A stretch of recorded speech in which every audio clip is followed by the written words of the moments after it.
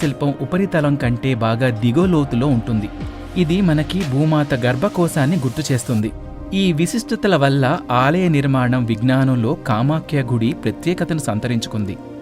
ఇక శిఖరం గనక మనం పరిశీలిస్తే కామాఖ్య ఆలయంలో దిగువ అస్సాం ప్రాంతంలోని ధ్వజస్తంభాల ఆకృతిని పోలిన ఆలయం శిఖరం ఉంటుంది. శిఖరంపై ఉన్న బొమ్మలు, చిత్రాలు ఆర్యుల చిత్ర నైపుణ్యంతో పాటు దేశీయ కళాకృతులను సంతరించుకొని ఉంటాయి. ఆలయంలోని రాతి చెక్కడాలు ఆ కాలం నాటి నైపుణ్యాలకు అద్దం పడతాయి.